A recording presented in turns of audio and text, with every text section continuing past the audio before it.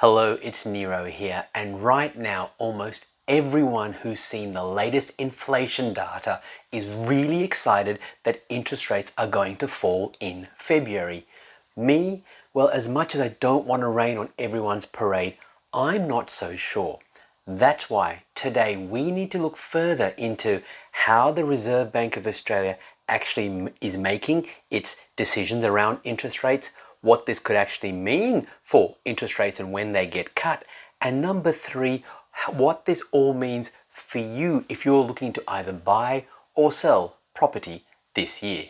But before we get into all of that, if you're new to my channel, hit that subscribe button because I talk about all things related to the Australian property market and the economy. So let's begin by looking at why so many people are saying the RBA must cut rates. The latest inflation data came out and we've seen that annual headline inflation has fallen to 2.4%. Now, why is that figure important? Because the Reserve Bank of Australia has said that its target for inflation is to keep it between 2 and 3%. So 2.4% slap bang in the middle. And as you can see from this chart, headline inflation is falling, and personally, I believe there's a danger that if the Reserve Bank of Australia doesn't cut soon, inflation could fall below 2%, which could also have a number of other negative consequences. The Reserve Bank has also said that it's concerned with wage growth and it wants to see wage growth falling before it cuts interest rates.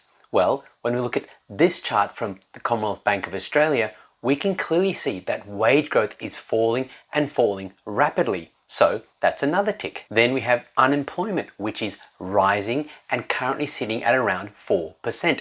Although the RBA seems to think that unemployment isn't rising fast enough, whatever that means, the fact is that unemployment is rising. And then one of the biggest factors that we look at is GDP growth. In other words, how fast is our economy growing? And as you can see from this chart, the rate of growth is slowing and has been slowing for quite some time.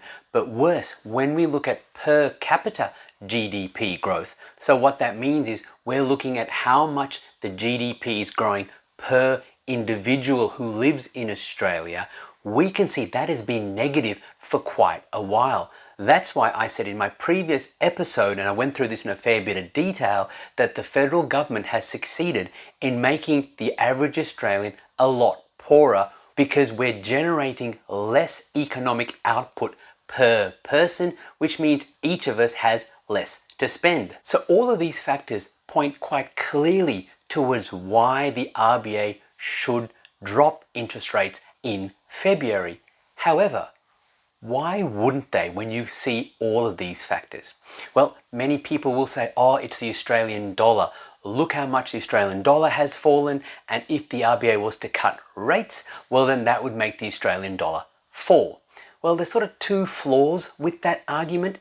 The first thing is that the Australian dollar has fallen in anticipation that the Reserve Bank of Australia will cut rates. I would say that it's already been priced in that Australia will cut interest rates, which is why our dollar is sitting where it is. But even if that's not the case, the Reserve Bank of Australia has said that they won't be considering the Australian dollar, at least not directly. However, indirectly, of course, it's going to have an impact. Why?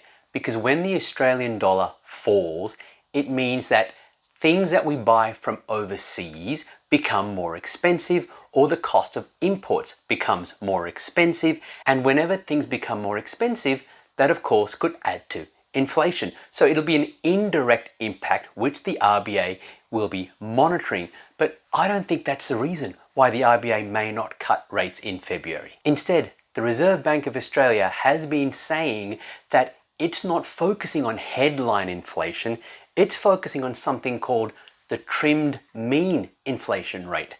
Now, what does that mean? Well, the trimmed mean inflation essentially cuts out the top 15% and bottom 15% of all the goods and services that the RBA is looking at. It's really taking out the most variable ones. So what are some examples? Well, for example, there's rent assistance happening right now across the country. And so when there's rent assistance, that means that the rental inflation is not as high because there's government subsidies available. Or we are all currently getting electricity subsidies. So that means that in terms of what we spend on electricity, obviously that's not rising as much because the government is subsidizing that. So because the government is providing these subsidies, inflation doesn't look as high according to the Reserve Bank. That's why they're focusing on trimmed mean inflation. And if you look at the rate of trimmed mean inflation, you can see that yes, it's fallen, but it's only fallen to 3.2%. That is actually above the Reserve Bank's target of being between 2 and 3%.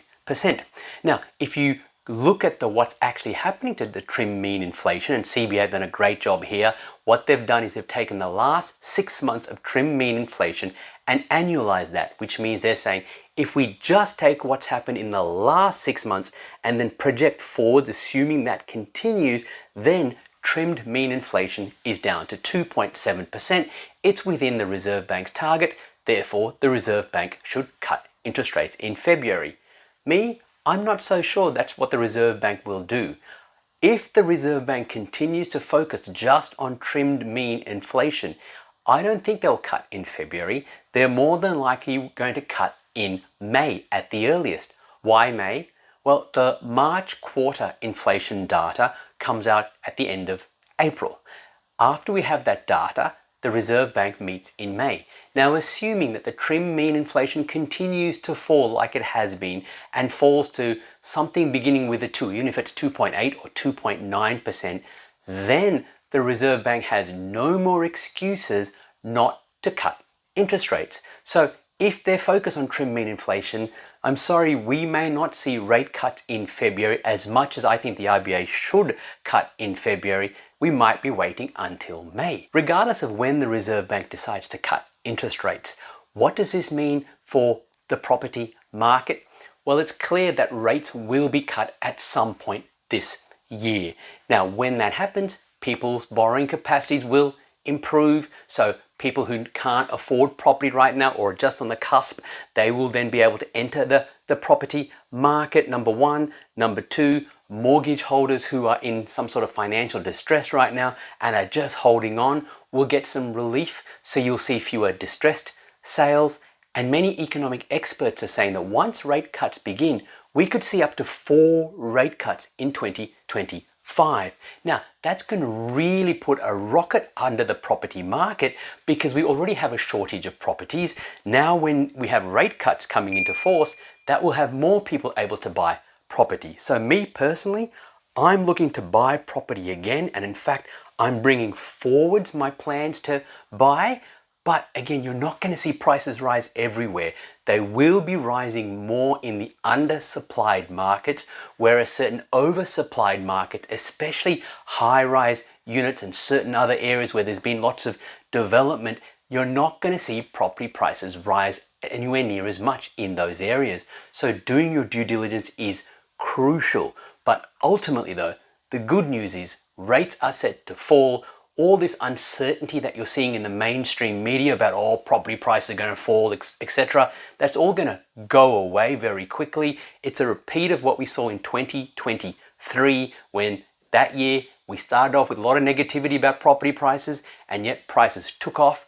I expect you'll see the same this year, and that's why if you can afford to buy property, this could be a really great opportunity for you to get in before prices take off. And if you want help to work out, well, where's the best place for you to buy, check out the link in the description below to get totally for free the audio version and digital version of my book. Otherwise, I'll see you next time.